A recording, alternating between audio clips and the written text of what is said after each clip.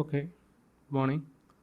നമ്മൾ ഇതിലുള്ള നമ്മുടെ ഒന്നാമത്തെ മൊഡ്യൂളിലുള്ള സ്മാർട്ട് ഗ്രിഡ് എന്ന് പറയുന്ന ഒരു ഭാഗം, ഇതിൻ്റെ രണ്ടാമത്തെ ഒരു പാർട്ടായിട്ട് നമ്മളെ ഫസ്റ്റ് മൊഡ്യൂളിൽ സിലബസിൽ പറയുന്ന സ്മാർട്ട് ഗ്രിഡ് എന്ന് പറയുന്ന ഒരു കൺസെപ്റ്റാണ് നമ്മൾ അടുത്തായിട്ട് പറയുന്നത്. നിങ്ങൾ കേട്ടതായിരിക്കും. അതായത് നമുക്കറിയാലോ, എനർജി ഡിമാൻഡ് കൂടിക്കൊണ്ടേയിരിക്കുകയാണ്. അപ്പോൾ ഇപ്പോഴുള്ള ഒരു ഗ്രിഡിലുള്ള ഒരു അപ്ഗ്രേഡിംഗ് ആണ്, actually minor upgrading has been done to the primitive grid to meet up the rising demand. നമുക്ക് ഈ ഒരു കമ്മ്യൂണിക്കേഷൻ സിസ്റ്റത്തിൽ ഇപ്പോൾ ഇൻ്റർനെറ്റ് ഉപയോഗിച്ചുകൊണ്ടുള്ള ഒരു സിസ്റ്റം എന്ന് പറയുന്നത് അതിൻ്റെ ഒരു എവല്യൂഷനോടുകൂടി അതിൻ്റെ കൺട്രോളിങ് ആൻഡ് മോണിറ്ററിങ് ഓപ്പറേഷൻസ് വളരെ ഫ്ലെക്സിബിൾ ആൻഡ് ഇഫക്റ്റീവ് ആയിട്ടുള്ള ഓപ്പറേഷൻ, ഇതൊക്കെയാണ് എന്ത് ചെയ്യുന്നത്, ഈ സ്മാർട്ട് ഗ്രിഡ് എന്ന് പറയുന്ന ഒരു ടെക്നോളജിയിലേക്ക് അതിനെ ലീഡ് ചെയ്യുന്നത്. It is an essential for the future power system. മൊത്തത്തിലുള്ള evolution of the electric grid അത് നിങ്ങളെ സിലബസിൽ ഒരു പ്രത്യേക സെൻറ്റൻസ് ആയിട്ട് പറയുന്നുണ്ട്. 1870s DC പവർ സിസ്റ്റം ആദ്യമായിട്ട് എന്ത് ചെയ്യുന്നത്, ഒരു പവർ സിസ്റ്റം നെറ്റ്വർക്ക് കണ്ടുപിടിക്കുന്നത് തോമസ് എഡിസൺ ആണ്. Distributed DC for lighting of Thomas Edison and Charles Brush. Arc lamp and incandescent lamp, അതായത് പിന്നെ ഓരോ ഇൻഡിവിജ്വലി കൺസ്യൂമേഴ്സിന് മൊത്തത്തിലല്ല, ഒരു പിന്നെ എന്താണ് ഒരു ഗ്രിഡ് സ്വഭാവത്തിലല്ലാതെ ഇൻഡിവിജ്വലി ഈ ആർക്ക് ലാമ്പും ഇൻകാൻഡസെന്റ് ലാമ്പും DC ഉപയോഗിച്ചിട്ട് എന്ത് ചെയ്യുന്നത്, ഒരു ഇലക്ട്രിസിറ്റി സപ്ലൈ കൊടുക്കുന്നത്. അതേസമയം ഇങ്ങനെ ഒരു 3.2 kilometre length of Broadway with arc lighting അല്ലെ, അത്രയും ദൂരത്തിൽ ഒരു നെറ്റ്വർക്ക് പോലെ അല്ലെങ്കിൽ ഒരു ഗ്രിഡ് പോലെ ആദ്യമായിട്ട്, പിന്നെ അതിനുശേഷമാണ് കണ്ടുപിടിക്കുന്നത്. ഇവർ തന്നെയാണ് 1882 എഡിസൺ ഇലക്ട്രിക് ഇലുമിനേറ്റിംഗ് കമ്പനി എന്ന് പറഞ്ഞ് എഡിസൺ എന്ത് ചെയ്യാണ്, ഒരു കമ്പനി സ്റ്റാർട്ട് ചെയ്യുകയും ഈ സപ്ലൈ DC ഉപയോഗിച്ചുള്ള ഒരു ഡിസ്ട്രിബ്യൂഷൻ സിസ്റ്റം സപ്ലൈ കൊടുക്കുകയും ചെയ്യാണ്. പിന്നീട് AC-യുടെ ഒരു ഡെവലപ്മെന്റ് നോക്കിക്കഴിഞ്ഞാൽ ടെസ്ലയാണ് അതിൽ മെയിൻ ആളെന്ന് പറയുന്നത്, നിക്കോളാസ് ടെസ്ല. നമ്മൾ മുമ്പ് പറഞ്ഞിട്ടുണ്ടായിരുന്നു. And George Westin house 1888. അതായത് രണ്ടും പാരലലി നടക്കുന്ന കാര്യങ്ങളാണ്. ഒരു ഭാഗത്ത് എഡിസൺ ചെയ്യുന്ന അതേ സമയത്ത് തന്നെ എന്ത് ചെയ്യാണ്, ഈ ടെസ്ലയും ഈ ഒരു ട്രാൻസ്ഫോമറിന്റെ ഒരു കണ്ടുപിടുത്തത്തോടെ, എന്ന് വെച്ചാൽ ലോ വോൾട്ടേജിൽ AC ജനറേറ്റ് ചെയ്തിട്ട് ഹൈ വോൾട്ടേജിൽ ട്രാൻസ്ഫോം ചെയ്യുക, then at over a long ഡിസ്റ്റൻസിൽ വളരെ എക്കണോമിക് ആയിട്ട് അതിനെ ട്രാൻസ്മിറ്റ് ചെയ്യാൻ പറ്റും, suitably low voltage near the point of use. വീണ്ടും അതിനെ എന്ത് ചെയ്യാണ്, ലോ വോൾട്ടേജിലേക്ക് മാറ്റാൻ പറ്റും എന്നുള്ള ഒരു കണ്ടുപിടുത്തത്തോടു കൂടെ ഭയങ്കരമായിട്ടുള്ള ഒരു എവല്യൂഷൻ തന്നെ ഈ ഒരു രംഗത്ത് സംഭവിക്കുകയാണ് ചെയ്യുന്നത് അല്ലേ. അപ്പോൾ അതിനുശേഷം 1890 ഒരു 14 മൈൽസ് ഡിസ്റ്റൻസിൽ ഈ ഒരു ഡിസ്ട്രിബ്യൂഷൻ സിസ്റ്റം കൊണ്ടുവരുന്നത്. 1914 55 transmission systems operating at more than 70 kV in service. Then by 1930 well established ആയിട്ടുള്ള ഒരു പവർ സിസ്റ്റം വിത്ത് ജനറേഷൻ. ആ 3 സെക്ടേഴ്സ് സെപ്പറേറ്റ് ആയിട്ട് ജനറേഷൻ, ട്രാൻസ്മിഷൻ ആൻഡ് ഡിസ്ട്രിബ്യൂഷൻ സെക്ഷൻസോടുകൂടെ സ്റ്റാർട്ട് ചെയ്യുന്നത് 1930 അതിനുശേഷം 1947 ശേഷം ഒരു റാപ്പിഡ് ഡെവലപ്മെന്റ് ആണ് ഈ ഒരു ഭാഗത്ത് ഉണ്ടായിരിക്കുന്നത്. അപ്പോൾ ഇത് നമുക്ക് ഇമ്പോർട്ടൻ്റ് ആണ്. എവല്യൂഷൻ ഓഫ് ഇലക്ട്രിക് ഗ്രിഡ് എന്ന് പറയുന്നത്, explain about the evolution of electric grid എന്ന് പറഞ്ഞിട്ട് ചോദിക്കാം. അപ്പോൾ ഈ ഓരോ സംഭവങ്ങളും ബൈ ഇയർ ആൻഡ് എന്തൊക്കെയാണ് ഈ ഒരു ഇലക്ട്രിക് ഗ്രിഡിന്റെ കേസിൽ സംഭവിച്ചതെന്നുള്ള കാര്യങ്ങൾ നിങ്ങൾ ഓർമ്മിച്ചു വെക്കേണ്ടതാണ്. ഇനി നമ്മൾ ഈ മീറ്റർ റീഡിങ്സ് എടുത്തു കഴിഞ്ഞാൽ, തുടക്കത്തിൽ ഇലക്ട്രോ മെക്കാനിക്കൽ മീറ്റേഴ്സ് നമുക്ക് തന്നെ പരിചയമുണ്ട്. പിന്നെ നമ്മൾ റൊട്ടേറ്റിംഗ് ഡിസ്ക് ആയിട്ടുള്ള ഇലക്ട്രോ മെക്കാനിക്കൽ ആയിട്ടുള്ള ഓപ്പറേഷൻസ് ഉള്ള മീറ്റേഴ്സ് ആയിരുന്നു നമുക്ക് ആദ്യം തുടക്കത്തിൽ അതിൻ്റെ റീഡിങ്സ് ഒക്കെ ഉണ്ടായിരുന്നത്. പിന്നീട് എന്ത് ചെയ്യാണ്, ഓട്ടോമേറ്റഡ് ആയിട്ടുള്ള മീറ്റർ റീഡിങ്സ് ഡിജിറ്റലൈസ് ചെയ്യപ്പെടുകയാണ്. അത് 1 വേ മാത്രമായിരുന്നു, ഇപ്പോൾ അത് 2 വേ ഓട്ടോമേറ്റഡ് AMI എന്ന് പറഞ്ഞാൽ നമ്മൾ പിന്നീട് പറയുന്നുണ്ട്. ഓട്ടോമേറ്റഡ് മീറ്ററിംഗ് ഇൻഫ്രാസ്ട്രക്ചർ എന്ന് പറയുന്നത്. പിന്നീട് സ്മാർട്ട് ഗ്രിഡും എന്ത് ആ ഒരു AMI-യുടെ ഡെവലപ്മെന്റോട് കൂടെ സ്മാർട്ട് ഗ്രിഡ് എന്ന് പറയുന്ന Inter connected network of micro grid with distributed control.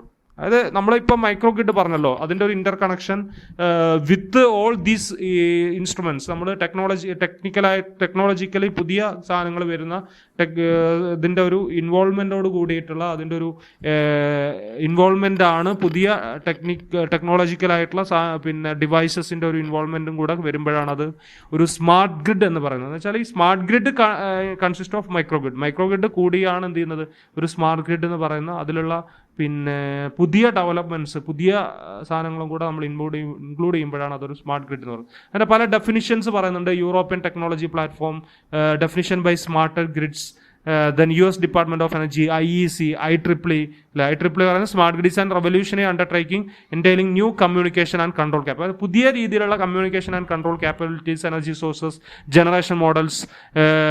അപ്പോൾ അതേപോലെയുള്ള കാര്യങ്ങൾ ചേർന്ന് വരുന്ന ഇതാണ് എന്താണ് സ്മാർട്ട് ഗ്രിഡ് എന്ന് പറയുന്നത്. ഇനി സ്മാർട്ട് ഗ്രിഡ് ഇതിലൊക്കെ പറയുന്നത് അതിൻ്റെ ചില ഡെഫിനിഷൻസ് ആണ്. അപ്പോൾ അത് നിങ്ങൾ ജസ്റ്റ് ഒന്ന് നോക്കിയാൽ മതി. അങ്ങനെ ആ രീതിയിൽ അത് ചോദിക്കാൻ സാധ്യത കുറവാണ്. Now, what are the need for the smart grid? Smart grid പിന്നെ നമുക്കറിയാലോ, ഈ ഇലക്ട്രോണിക് കമ്മ്യൂണിക്കേഷൻ സെക്ടറിൽ ഭയങ്കര ടെക്നോളജികൾസിൽ ഭയങ്കരമായിട്ടുള്ള ഒരു ഡെവലപ്മെൻറ്റ്സ് ആണ്. ഓരോ നിമിഷം നമ്മൾ തുടക്കം മുതൽ നമ്മൾ നോക്കി കഴിഞ്ഞാൽ ഈ മൊബൈൽ പോലെയുള്ള കാര്യങ്ങൾ, കമ്മ്യൂണിക്കേഷൻ ടെക്നോളജീസ് എന്ന് പറയുന്ന ഓരോ ദിവസവും എന്താണ് പുതിയ പുതിയ ഇമ്പ്രൂവ്മെൻറ്റ്സ് വരികയാണ്. അപ്പോൾ അതിനെ നമുക്ക് എത്രത്തോളം നമ്മുടെ ഇലക്ട്രിക്കൽ പവർ സിസ്റ്റത്തിലേക്ക് നമുക്ക് പിന്നെ അതിനെ എംപ്ലോയ് ചെയ്യാൻ പറ്റും എന്നുള്ളതാണ്. അപ്പോൾ നമുക്ക് പല ലിമിറ്റേഷൻസ്, ഇന്ന് നമുക്കുള്ള പല ലിമിറ്റേഷൻസിനെയും പല കോസ്റ്റ് റിലേറ്റഡ് ആയിട്ടുള്ള കാര്യങ്ങളെയും നമുക്ക് എന്ത് ചെയ്യാൻ പറ്റും, ഇംപ്രൂവ് ചെയ്യാൻ പറ്റും, ഒരുപാട് ഓപ്പർച്യൂണിറ്റീസ് ഉണ്ടാക്കാൻ പറ്റും. Now environmental damage from fossil fired power stations, അതുകൊണ്ടുണ്ടാകുന്ന എൻവിറോണൽ ഡാമേജിനെ കുറക്കാൻ പറ്റും. റിന്യൂവബിൾ ആയിട്ടുള്ള ബേസ്ഡ് എനർജി സോഴ്സസിന്റെ കോസ്റ്റ് വളരെ കുറവാണ്. അപ്പോൾ അത് നമുക്ക് കൂടുതലായിട്ട് യൂസ് ചെയ്യാം എന്നുള്ളതൊക്കെയാണ് ഈ സ്മാർട്ട് ഗ്രിഡിലേക്ക് കൂടുതലായിട്ട് നമ്മൾ പോകാനുള്ള ഒരു കാരണം. What are the needs four smart grid? ഇനി അതേപോലെ തന്നെ അതിൻ്റെ ഒരുപാട് കാര്യങ്ങൾ ഇവിടെ പറയുന്നുണ്ട്. പവർ ക്വാളിറ്റി ഡിസ്റ്റർബൻസിനെ നമുക്ക് കുറക്കാം എന്നുള്ളതാണ്. വൈഡ് സ്പ്രെഡ് ബ്ലാക്ക് ഔട്ട്സ് പോലെയുള്ള കോൺസിക്വൻസസിനെ കുറക്കാം. പിന്നെ ഇനി അതിൻ്റെ പിന്നെ എഫിഷ്യൻസീസ് എത്രത്തോളം എന്നുള്ളതിന് നമുക്ക് കൂടുതലായിട്ട് ഇനിയും അറിയാനുണ്ട് എന്നുള്ളതാണ്. നൗ ഇലക്ട്രിസിറ്റി പ്രൈസസിന് നമുക്ക് കുറക്കാം. അഫോർഡബിലിറ്റി, കൂടുതൽ better affordability and choice of supply and information to the consumer, കൂടുതൽ ചോയ്സസ് അവൈലബിൾ ആണ്. റിന്യൂവബിൾ അല്ലെങ്കിൽ നോൺ കൺവെൻഷണൽ ആയിട്ടുള്ള എനർജി സോഴ്സസിന് നമുക്ക് കൂടുതലായിട്ട് എന്ത് ചെയ്യാം, ഇൻ്റഗ്രേറ്റ് ചെയ്യാൻ പറ്റും. Security, improvement in security. Now alternative ആയിട്ടുള്ള പവർ ജനറേഷൻ സോഴ്സസ്, സേഫ്റ്റി ഇഷ്യൂസിനെ കുറക്കാം. ഇലക്ട്രിക്കൽ വെഹിക്കിൾസ്, അത് വളരെ ഇമ്പോർട്ടൻ്റ് ആയിട്ടുള്ള ഒരു പോയിന്റ് ആണ്. ഇലക്ട്രിക്കൽ വെഹിക്കിൾസ് നമുക്ക് കൂടുതലായിട്ട് ഇൻ്റഗ്രേറ്റ് ചെയ്യാം. ഇപ്പോൾ നമ്മൾ നോക്കിക്കഴിഞ്ഞാൽ നമ്മുടെ നാട്ടിലും കൂടുതലായിട്ടുള്ള ഇലക്ട്രിക്കൽ വെഹിക്കിൾസ് കൂടുതലായിട്ട് വരുന്നതായിട്ട് നമുക്ക് കാണാം. അത് നമ്മളൊരു സ്മാർട്ട് ഗ്രിഡിൻ്റെ സിസ്റ്റത്തിൻ്റെ ഭാഗമായിട്ട് വരുന്ന സമയത്ത് എന്ത് ചെയ്യുകയാണെന്ന് വെച്ചാൽ അത് കൂടുതൽ അതിന് പോസിബിലിറ്റീസ് വളരെ കൂടുതലാണ് എന്നുള്ളതാണ്.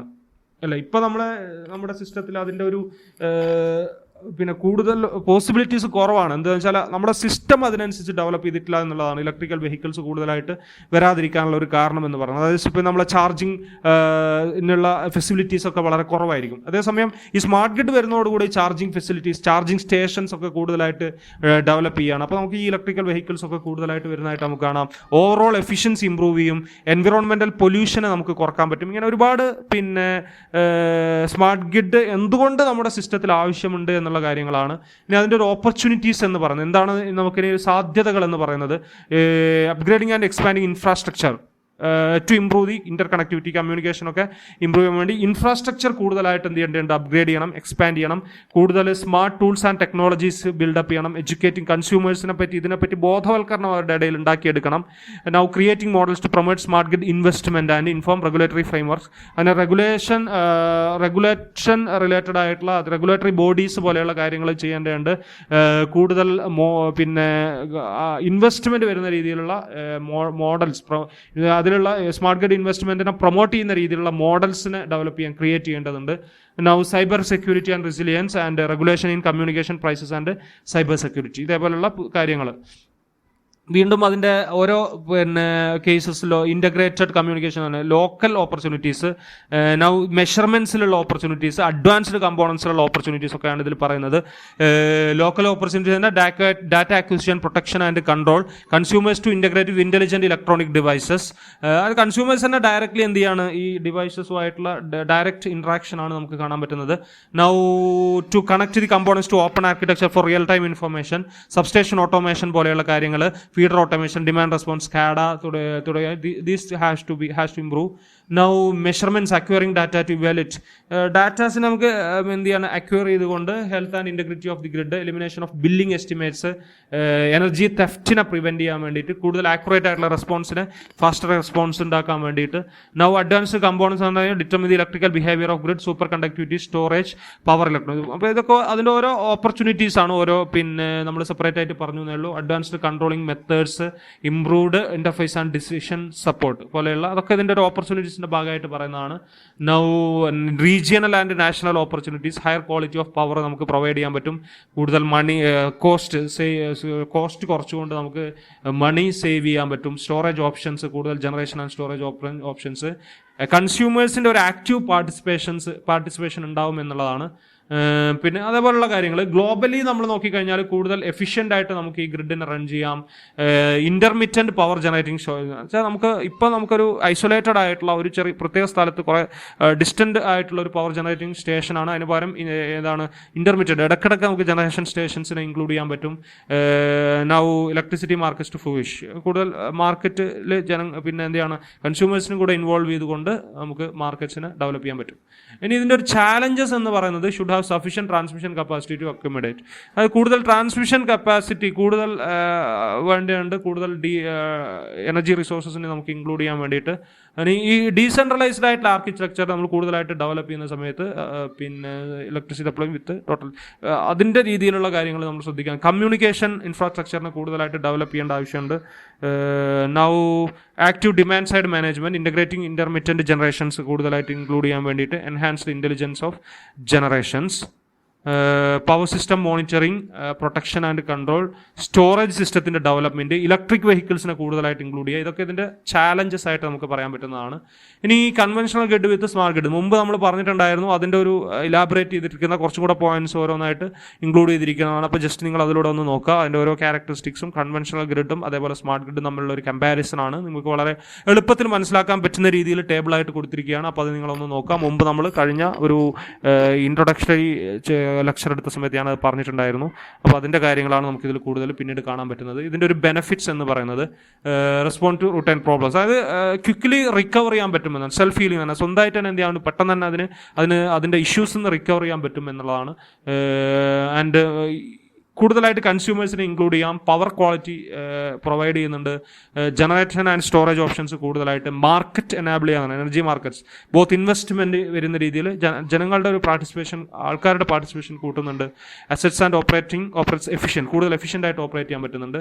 നൗ പിന്നെ കൺസ്യൂമേഴ്സിനെ സംബന്ധിച്ചിടത്തോളം up to the moment information on the energy usage, അത് ഓരോ മൊമെൻറ്റിലും അവരുടെ എനർജി യൂസേജ് അവർക്ക് അറിയാൻ പറ്റും. ഇപ്പോൾ നമുക്ക് അറിയുന്നത് എപ്പോഴും നമ്മളൊരു രണ്ടോ മാസം കഴിയുമ്പോഴാണ് നമ്മൾ ബില്ല് നമ്മൾ കാണുന്നത്. അതേസമയം ഇത് ബൈ മൊമെന്റ് ഓരോ മൊമെന്റിലും നമുക്ക് എന്ത് ചെയ്യാൻ പറ്റും, നമ്മുടെ എനർജി യൂസേജ് കാണാൻ പറ്റും. ഇലക്ട്രിക് കാർസ് എനാബിൾ ചെയ്തിട്ട് smart devices to be charge and program to run during off peak hours to lower energy bills. അപ്പോൾ ആ സമയത്തുള്ള നമ്മളെ പിന്നെ കാര്യങ്ങൾ, അതേപോലെ then open up a wider range of electricity pricing options. ഈ കാര്യങ്ങളൊക്കെ നമുക്ക് ഡീറ്റെയിൽഡ് ആയിട്ട് പിന്നീട് ഇലക്ട്രിക് വെഹിക്കിൾസിൻ്റെ കാര്യങ്ങളൊക്കെ ഇതിൽ പിന്നീടും പറയുന്നുണ്ട്. ഇലക്ട്രിസിറ്റി പ്രൈസിങ് ഓപ്ഷൻസ്, പല റേഞ്ച് ഓഫ് ഓപ്ഷൻസ് നമുക്ക് ചൂസ് ചെയ്യാൻ പറ്റുന്ന രീതിയിൽ നമുക്കതിൽ ഇൻക്ലൂഡ് ചെയ്യാൻ പറ്റും. ഫോർ എ യൂട്ടിലിറ്റി നോക്കിക്കഴിഞ്ഞാൽ ഇൻഎഫിഷ്യൻസീസ് ഇൻ എനർജി ഡെലിവറി കുറക്കാം. പവർ ഔട്ടേജസിൽ നിന്ന് വളരെ പെട്ടെന്ന് തന്നെ റിക്കവർ ചെയ്യാൻ പറ്റും. Now improve management of DERs, means energy resources, make out operations and storage management, sustainable resources of wind and solar energy more fully into grid reliability കൂട്ടാൻ പറ്റും, grid resiliency can increase. അപ്പോൾ ഇത്രയാണ് നമുക്ക് അതിൽ smart grid related ആയിട്ടുള്ളത്. ഇനി അത് നിങ്ങൾക്ക് അതിൻ്റെ പുസ്തകങ്ങളുടെ ഒരു റെഫറൻസ് ചെയ്ത് കൊടുത്തിട്ടുണ്ട്. നിങ്ങൾക്ക് പിന്നെ ഒരു കറക്റ്റായിട്ടുള്ളൊരു പുസ്തകങ്ങൾ മൊത്തത്തിൽ കുറവാണ്. മീൻസ് നമ്മളെ സിസ്റ്റം സിലബസ് അതേപോലെ ഫോളോ ചെയ്യുന്നത്. നിങ്ങൾക്ക് പിന്നെ ഡിപ്പെൻഡ് ചെയ്യാൻ പറ്റുന്ന ഇതാണ്.